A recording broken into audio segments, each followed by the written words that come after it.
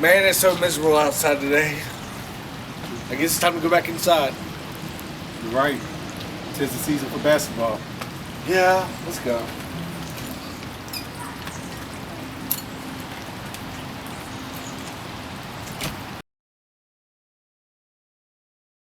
Alright, hold off on basketball for like 1 second.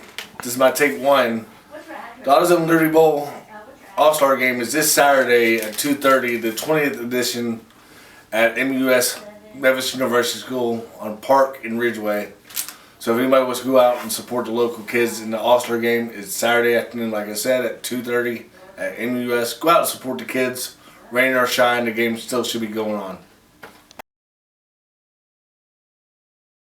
Alright guys, my take two this week alongside Thomas Sellers from Millington Star. Thomas, let's talk about some players that might not be getting enough attention in this game for some fans to be looking out for at the next level. I'm going to start out with the blue team.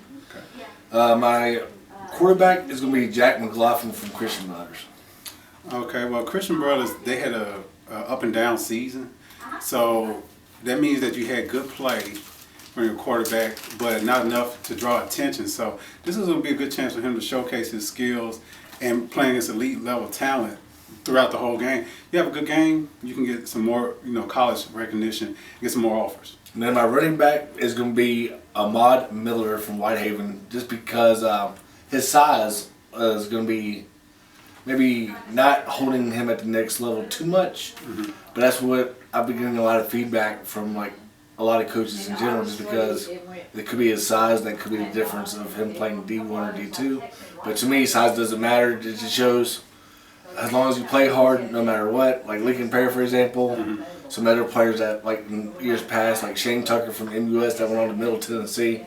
To me, size doesn't matter, in my opinion. I think you're leaving out an elephant in the room. Kenneth Walker III, who's now in the NFL. I know he's on the injured list for Seattle, but having a heck of a rookie season. He's injured? Yeah. My fantasy's messed up now. Yeah, he's having a heck of a rookie season for the Seahawks, which as a 49er fan scares me and terrifies me.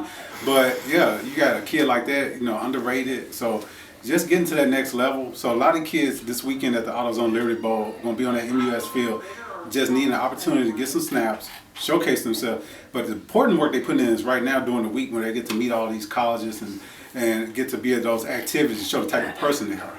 And then wide receiver for the blue team is also going to be my Reed Linder from Briarcrest.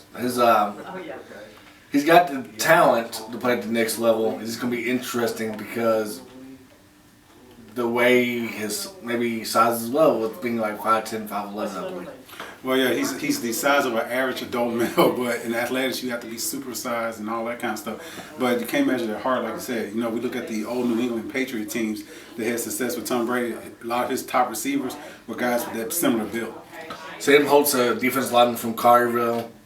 As you know, and I know, Collierville got a big defensive line on the field there.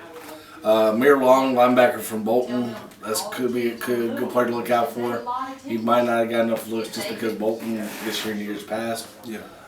Jordan Batts from Arlington, a linebacker or defensive back, who basically played, I believe, both sides of the football this year for the Tigers. And then the kicker in that game that we talked to a couple weeks ago, and Max Gilbert. So he's a Mr. Football finalist. Good luck to him tonight.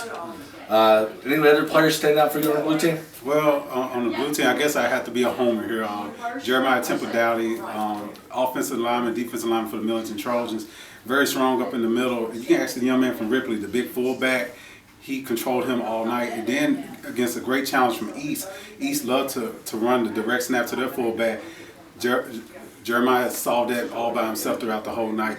So definitely underrated, very strong in the middle. I'd like to see what he can do in this All-Star game. And another person to watch out for would be Ellis Fulton from Tipton Rosemark Academy.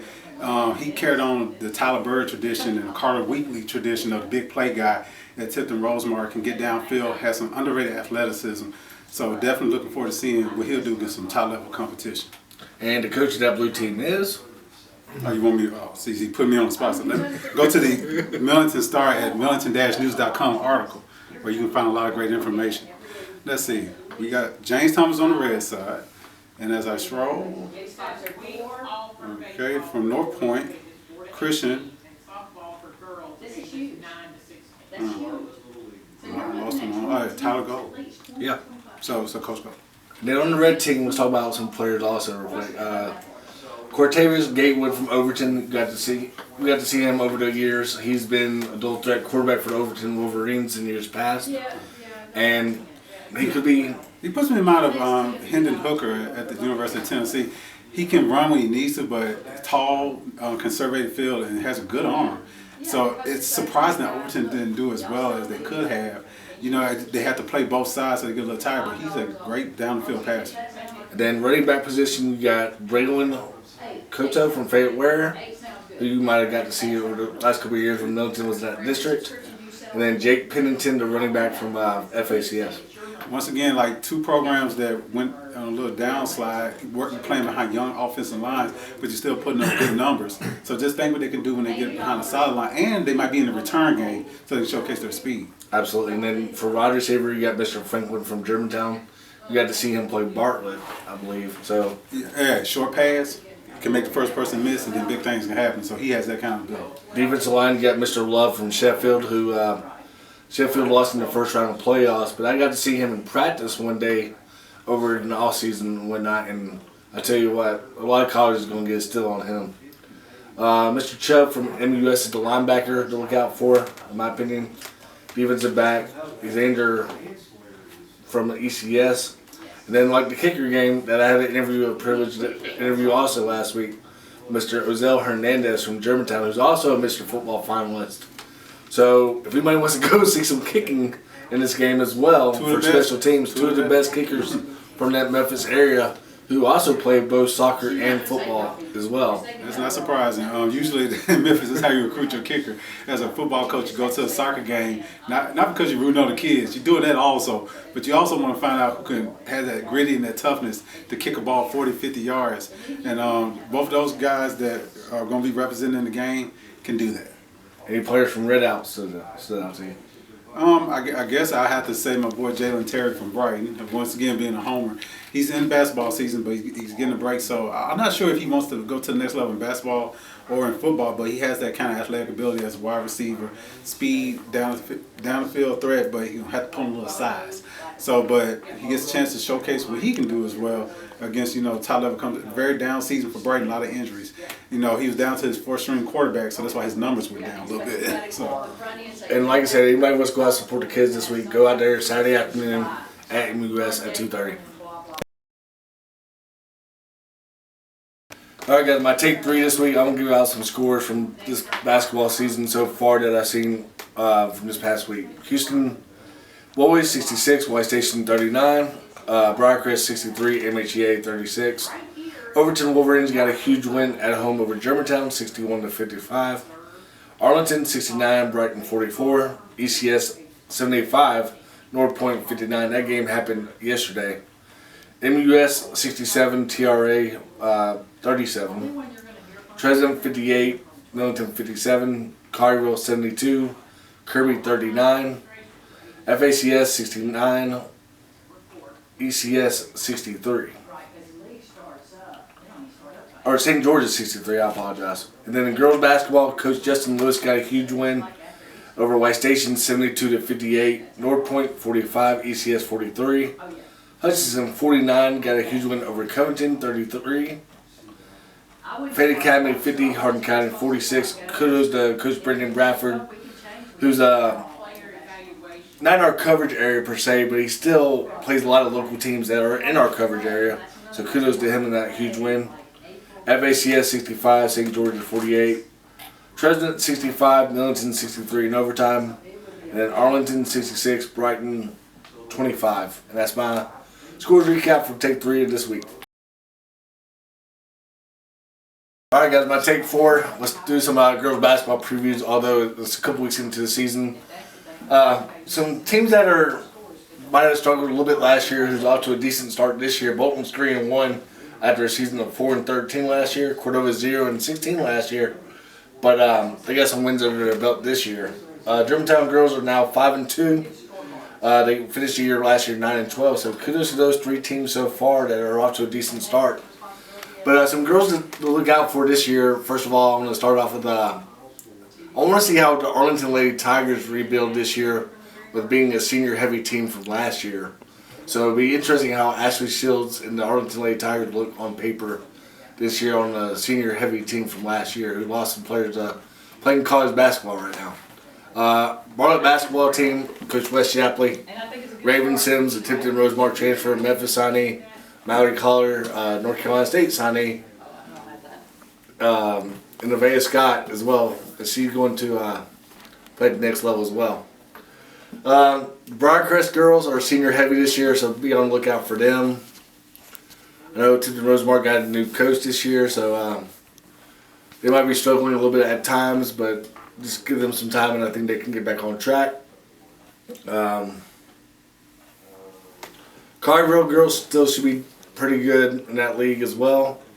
The team that might be underclassmen to look out for is going to be the Houston Mustangs, in my opinion, as well in that league. They could basically be in the top 3 in that league between Arlington, Bartlett, and them. But they got some sophomores that play both soccer and basketball. So be on the lookout for Justin Lewis, who was an assistant coach at Collierville last year. And guys, we'll look forward to basketball talk for boys edition starting next week as well. So go out, like I said, go out and support the ladies this week. If anybody's hosting any tournaments or any games on Friday night, go out and support the ladies because they do deserve some love as well on that basketball court. So we'll look forward to you next week on the JS Report.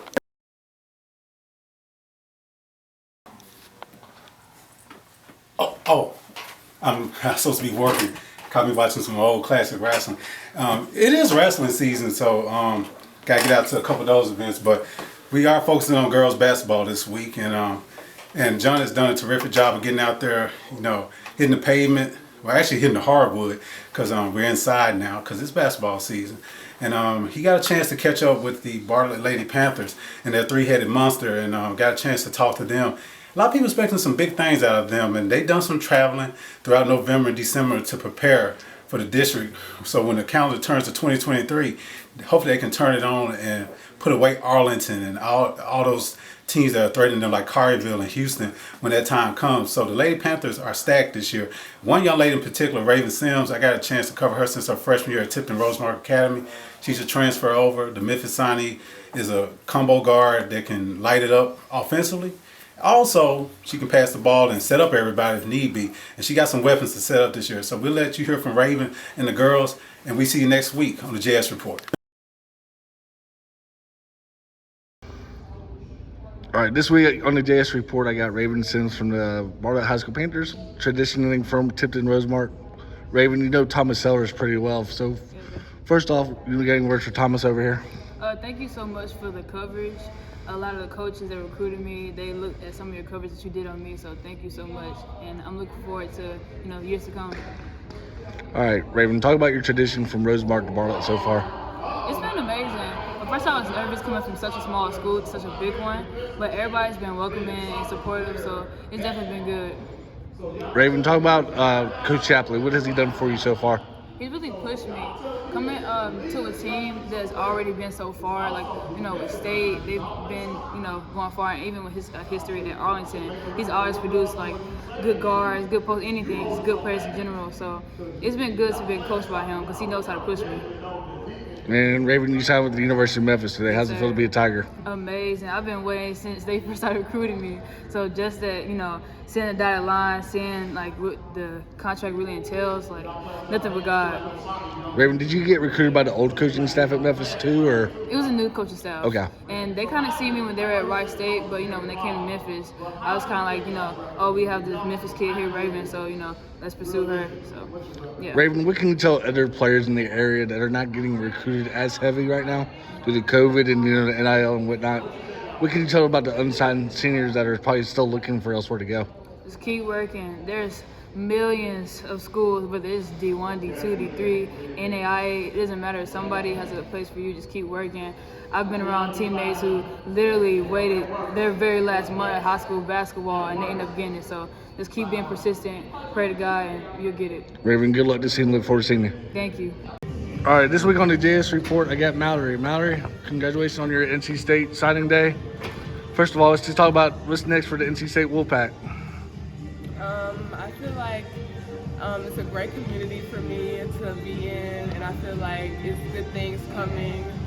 I do feel like they're going to win another championship this year, so I do feel like that's going to be great. And I just overall love it there.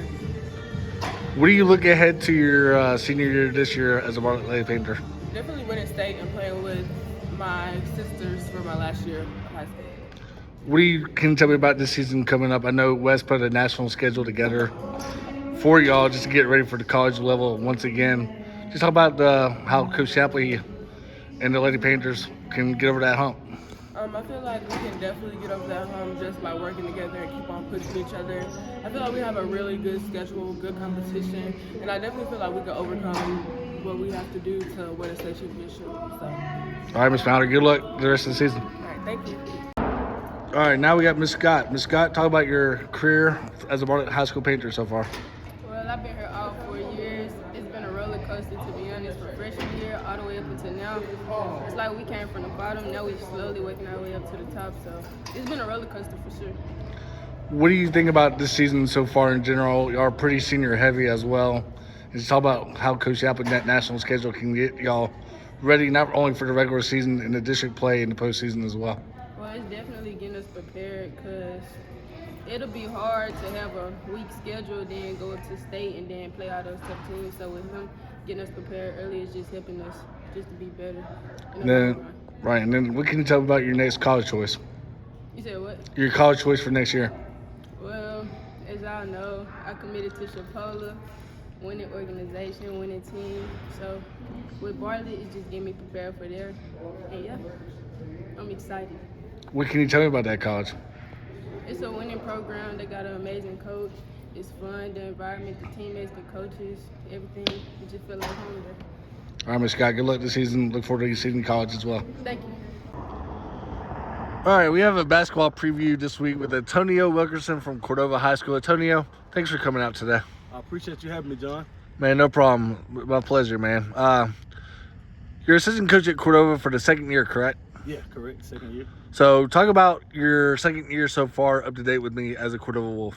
Second year, Cordova High School has been amazing. You know what I'm saying? And, I'm looking forward to the rest of this season, and I'm enjoying myself so far. Yeah, y'all are off to a 6-2 start, I believe. So just talk about the games that y'all have won so far. 6-2. We started the season off with a win over Overton, and we're in a game where we were down 18 at the half, 20, I believe, in the third quarter, and those guys battled back and trusted each other and communicated. Came back and won that game.